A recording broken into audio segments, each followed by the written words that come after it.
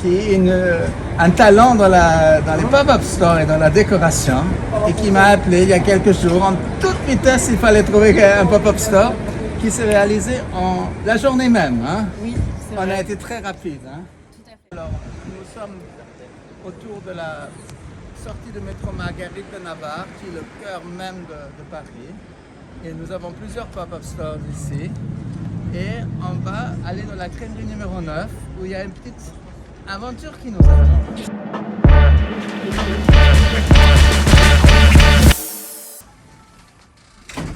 Camille, qu'est-ce que c'est? Et bah du coup, en gros, on installe un restaurant éphémère pour PlayStation, pour notamment parler du jeu Horizon Forbidden West, mais surtout parler de PlayStation et notamment leur campagne Live from PS5, qui est en gros la PS5 est sortie il y a quelques mois d'ailleurs.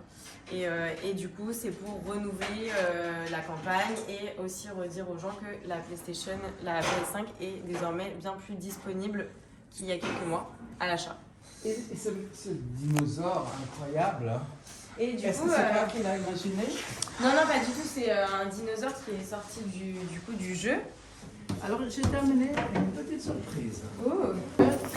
Tu me fais tomber dans l'univers de Sony. Ah oui. Et regarde ce que j'ai ici. C'est toi du coup? Est-ce que tu reconnais le jeune homme sur C'est la toi? photo? Ah, c'est marrant. Et est-ce que tu sais que nos crèmeries de Paris, ça a commencé avec Sony? Et c'est l'argent qu'on a gagné avec Sony qui a été le départ avec un petit bijou de Coco Chanel qui a aidé également pour faire les crèmeries de Paris aujourd'hui. Et j'ai commencé ma carrière tout jeune, j'avais 20 ans, avec une boutique de téléphone qui a évolué vers notre site Phone Book of the World, annuaire du monde, et les différentes crèmeries. Et c'est grâce à ce téléphone je peux accueillir aujourd'hui la PlayStation. Ok, bon bah. Parce que sinon, on n'arrête pas. Merci le téléphone du coup. Et tu vois, il a fait.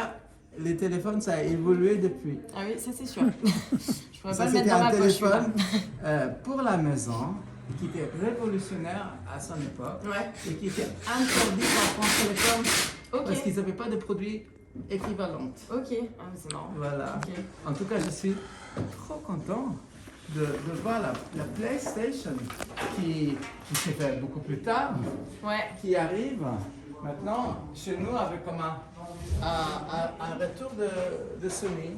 Et c'est vraiment magnifique que ça s'est fait. Du coup on a installé les bornes pour que les gens puissent jouer quand ils attendent les plats. Ce qui va permettre de créer de l'animation dans le lieu. Et dis-moi, Mediamond, c'est ton agence de communication? C'est ça, Mediamond, c'est une agence du coup de communication qui s'appelait il y a 1 an Darwin et qui a été rachetée par le groupe Mediamond. C'est ça, il y a 1 an.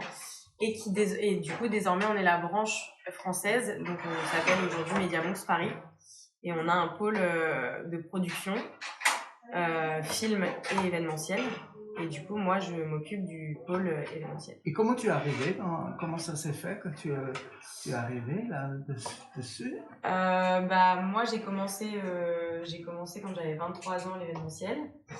Et j'ai fait 4 ans de freelance où je bossais pour globalement aussi la même boîte qui m'a formée.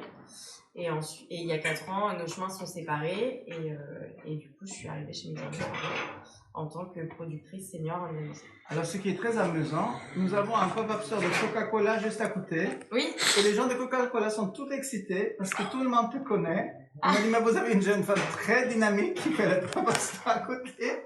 Et j'ai la chance d'avoir ces 2 magnifiques événements, Sony et Coca-Cola, qui sont là en même temps.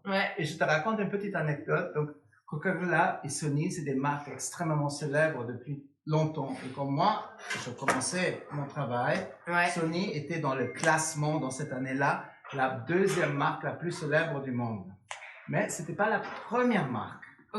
Coca-Cola était la première marque.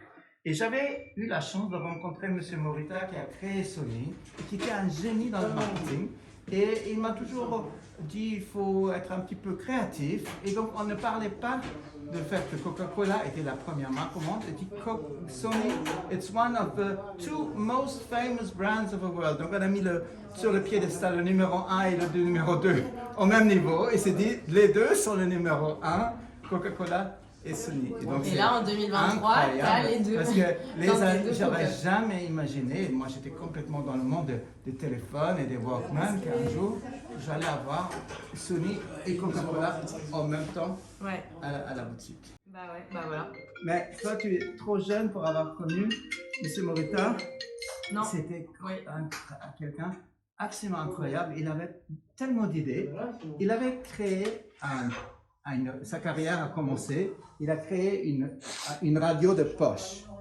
Et il voulait on parlait du pocket size radio. Et le seul problème, c'est elle était un peu trop grande pour les poches de chemises. À l'époque, dans les années 50, on portait beaucoup les chemises avec une poche. Donc, qu'est-ce qu'il a fait? Il a fait fabriquer des chemises avec des pochettes légèrement plus grandes, qui avaient, je ne sais pas, 3-4 cm de plus, et là, les représentants de Sony pouvaient dire, voilà, c'est ce pocket size radio, il rentrait dans la chemise, et bien sûr, quelques années après, il a su miniaturiser ses produits davantage, et sont devenus des vrais pocket size radio. Mais une idée inexistante est devenue une réalité.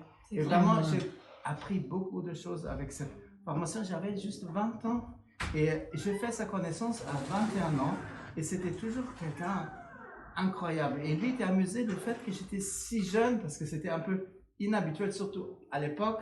Et parfois, il me demandait des petits avis sur des nouvelles idées qu'il avait. Là, il va nous regarder depuis le ciel. Et il va être content que tu nous tu vois, quand on voit où on en est aujourd'hui, là, puis surtout avec le concept qu'on développe pendant ces 3 jours, là, ça va être... c'est déjà la folie sur Internet, on a plein de retombées RP. Et j'espère qu'on va faire d'autres pop-ups dans l'avenir. J'espère aussi, évidemment. Surtout si on peut sortir des scénographies telles que celle-là. Les crèmeries de Paris, c'est fascinant parce que nous sommes... It's comme a meeting place of the world's most famous brands. Il y a constamment des gens qui viennent de n'importe... Je ne sais pas d'où ils téléphonent. Et c'est pour un pop-up store. Et le téléphone qui a sonné là et j'ai oublié d'éteindre la sonnette. C'est probablement quelqu'un qui dit I want to make a pop-up store. Comme les gens qui sont venus d'Angleterre tout à l'heure. Désolé encore pour le dérangement. Non, mais t'inquiète. Voilà. Pas de souci.